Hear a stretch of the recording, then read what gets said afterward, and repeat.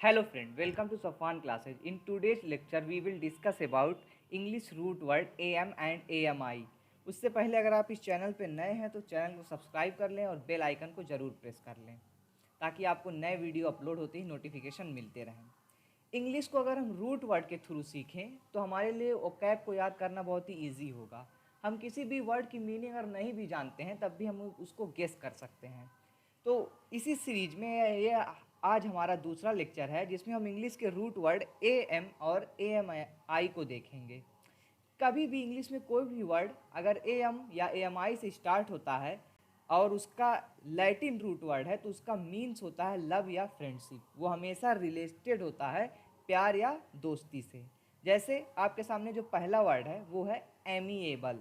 ठीक, एमिएबल का मतलब होता है a people who is friendful to other. एक ऐसा आदमी जो दूसरों से बहुत मित्रवत मिले, बहुत ही हंस के मिले, जिसका बिहेवियर दूसरों के प्रति बहुत अच्छा हो, तो उसे हम कहते हैं he is an amiable person. वो क्या है? एक एमिएबल पर्सन है। सेकेंड वर्ड है एमिकेबल। देखिए स्टार्ट हो रहा है ए एम आई से। ठीक, ए एम आई से स्टार्ट हो रहा है, इसका मतलब ही क्या होना जा रहा है कि कोई बहुत ही फ्रेंडली है या प्यार से बातें करता है। तो जब भी वर्ड ए एम आई या ए एम से कोई वर्ड स्टार्ट हो तो उसका मतलब ही होने वाला है मित्रवत यानी फ्रेंडशिप से या प्यार से, यानी उसका कुछ अच्छा ही मीनिंग निकलेगा। इसे हम कहते हैं पॉजिटिव वर्ड। सेकेंड है एमिकेबल। एमिकेबल कहते हैं way of doing things in very good manner. किसी भी काम को बहुत अच्छे तरीके से करना।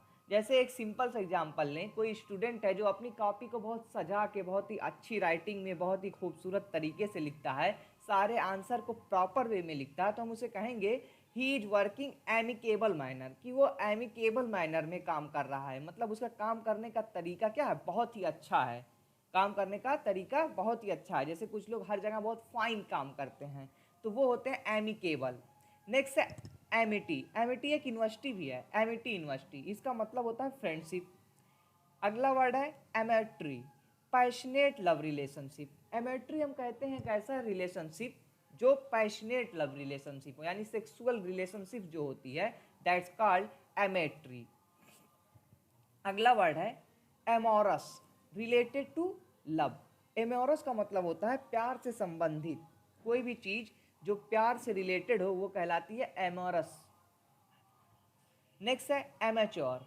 कोई भी काम अगर आप सिर्फ शौक के लिए करते हैं, वो आपका प्रोफेशन नहीं है। जैसे आप एक इंजीनियर हैं लेकिन आप स्केचिंग भी करते हैं, तो स्केचिंग आपका शौक है, आपका प्रोफेशन नहीं है। ठीक है, जिससे आप उसी के लिए नहीं जाने जाते हैं, तो वो कहलाता है amateur. One who does something out of passion, जो कोई काम शौक के लिए करे, ठीक, वो उसका प्रोफेशन ना हो, वो कहलाता है एमेच्योर पर्सन। और जो काम कोई प्रोफेशनल होता है यानी वही काम वो करता ही है जिसके लिए जाना जाता है। जैसे सॉफ्टवेयर इंजीनियर सॉफ्टवेयर डेवलप करेगा, सिविल इंजीनियर्स जितने भी ब्रिज और घर ये सब बनाते हैं, तो जो उसका प्रोफेशन होता है वो प्रोफेशन जब करता है तो प्रोफेशनली होता है। और एमेच्योर होता है जब कोई काम कोई शौक से करे, उसमें वो प्रोफेशनल ना हो। नेक्स्ट है अमांडा। अमांडा का मतलब होता है she who is to be loved. Amanda basically Europe country में गर्ल चाइल्ड का नाम होता है। ठीक, एक ऐसी प्यारी बच्ची जो प्यार पाने के लिए बनी हो उसे कहते हैं Amanda. She who is to be loved, specially used in European country for girl child name. बहुत ही प्यारी लड़की को कहते हैं अमांडा। हम ये प्रेज के लिए भी यूज करते हैं। अगर आपको किसी की खूबसूरती या तारीफ करनी हो तो उसके लिए आप यूज कर सकते हैं अमांडा, लेकिन बेसिकली यूज्ड फॉर गर्ल। याद रखिएगा इस बात को। नेक्स्ट है amenity, kind of service. Amenity का मतलब होता है काइंड ऑफ सर्विस या सुविधा। जैसे आप एक होटल में गए, ठीक, होटल में आपको बहुत सारी सर्विसेज मिल रही हैं, आप बहुत ही खुश हैं वहाँ की सर्विसेज से, तो उसे हम कहेंगे एमिनिटी। इसकी एमिनिटी बहुत अच्छी है, इस होटल की एमिनिटी बहुत अच्छी है। जैसे अगर आप दुबई गए हों बुर्ज खलीफा या बुर्ज अल अरब में, तो वहाँ की जो एमिनिटी है वो बहुत ही प्लीज्ड करेगी आपको। ठीक, आप एकदम सरप्राइज्ड हो जाएंगे। नेक्स्ट है एनमर। एनमर, एनमर कहते हैं love at first sight, to captivate. इसका सिनोनिम्स है कैप्टिवेट, मतलब पूरी तरीके से आप उसी में डूब जाएं। जो हम कहते नहीं है, सिंपल सा लोग इस्तेमाल करते हैं एक फ्रेज कि पहली नज़र में ही घायल कर देना। तो जो पहली नज़र में घायल कर देने वाला प्यार होता है, मतलब एकदम डूब जाना उसी में, that's called enamour, love at first sight. अब नेक्स्ट है इनामोराटा। इनामोराटा का मतलब होता है female with whom someone has fallen in love.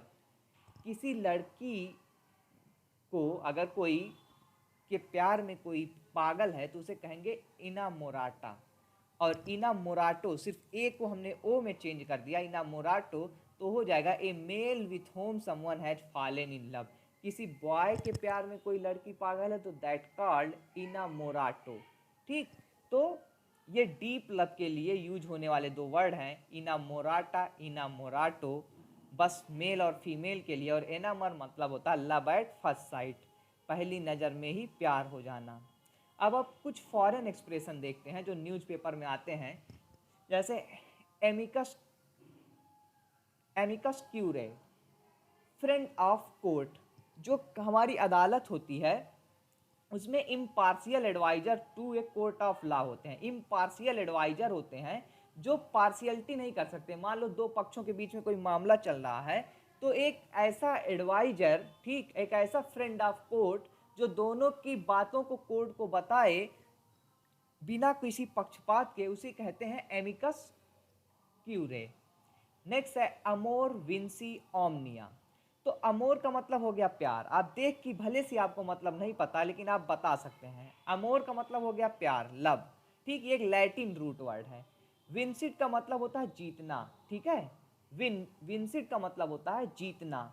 ओम का मतलब है OMN, भी एक रूट वर्ड है, इसका मतलब होता है एवरी, चारों तरफ। जैसे ओमनी पोटेंट वर्ड होता है, ओमनी ओरस कहते हैं। जैसे कार्नी ओरस जो सिर्फ मांस खाए, हार्बी ओरस जो सिर्फ सब्जी खाए, और ओमनी ओरस जो दोनों खाए।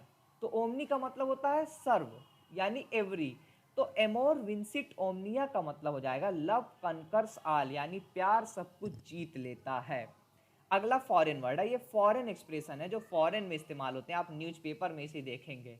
Amor patriae, amor patriae, love of fatherland. तो ये पैट्री रूट वर्ड से बना है। पैट्री का मतलब होता है पितृसत्ता, ठीक है। तो जैसे हम भारत में कहते हैं ना भारत माता की जय, तो भारत में आप भारत को देश की जगह एक माता माना जाता है। वैसे बहुत सी कंट्री में देश को फादर माना जाता है, जैसे अमेरिका में वो फादरलैंड है। तो लव ऑफ फादरलैंड को कहेंगे एमोर पैट्रिए। नेक्स्ट है एमोर प्रॉपर। इसका मतलब होता है सेल्फ स्टीम या रिस्पेक्ट। अगर कुछ पीपुल होते हैं जो अपनी सेल्फ रिस्पेक्ट खुद डिफाइन करते हैं, अपनी सेल्फ रिस्पेक्ट खुद डिफाइन करते हैं कि उनके लिए सेल्फ रिस्पेक्ट बहुत इंपॉर्टेंट थिंग्स होती है, और दूसरों के नज़रिए से वो अपना सेल्फ स्टीम डिफाइन करते हैं कि दूसरे उन्हें कैसे देख रहे हैं, यानी दूसरों के ओपिनियन को भी जज करते हैं अपने सेल्फ रिस्पेक्ट के लिए। तो ऐसे पर्सन को कहेंगे एमोर प्रॉपर। नेक्स्ट है एमोर डिसोए। एमोर डिसोए भी सेल्फ रिस्पेक्ट से रिलेटेड है, लेकिन ये does not depend on other, ये दूसरों पर डिपेंड नहीं करता है, ठीक। जैसे कुछ लोग कहते हैं कि तुम मेरे बारे में कुछ भी सोचो, मुझे फर्क नहीं पड़ता है, ठीक। तो उसकी जो सेल्फ रिस्पेक्ट है वो किसी दूसरे आदमी पर उसके बारे में क्या सोच रहा है इस पर डिपेंड नहीं है। तो ऐसे को कहेंगे एमोर डिसोई। अब आपको Amor Spanish for love, Amor का मतलब होता है स्पेनिश फॉर लव। स्पेनिश में प्यार को कहते हैं एमोर, इटालियन में प्यार को कहते हैं एमोर, AMORE। इसी के बाद अगर ई लग जाएगा तो इटालियन में होता है। ये सब न्यूज़पेपर में आते हैं इसलिए आपको जानना जरूरी है। अगर स्पेलिंग AMOUR हो जाती है तो उसे फ्रेंच में कहते हैं लव। तो फ्रेंच, इटालियन और स्पेनिश में हल्के एक स्पेलिंग का डिफरेंस है, और सबका मतलब इसमें क्या होता है, लव, ठीक। अब कुछ हम एक्सप्रेशन देखते हैं अलग अलग लैंग्वेज में आई लव यू कैसे कहते हैं, आपको बता दें। TMO, AMO का मतलब होता है प्यार। TMO अगर हम कहेंगे तो आई लव यू हो जाएगा स्पेनिश में। फिर है TIAMO, TMO अगर हम कहते हैं तो आई लव यू हो जाएगा इटालियन में। और अगली आती है फ्रेंच। फ्रेंच बहुत ही नज़ाकत वाली भाषा है, फ्रेंच बहुत ही नज़ाकत वाली भाषा होती है, मतलब लिखा कुछ और होता है, बोलते कुछ और हैं। तो इसको कहेंगे जेटैम। जेटैम का मतलब होता है I love you in French. तो अलग अलग भाषाओं में ये प्यार को एक्सप्रेस करने के तरीके हैं। आई होप आपको ये समझ में आया होगा। अगर समझ में आया तो वीडियो लाइक करें और चैनल को सब्सक्राइब करें। Thanks for watching it.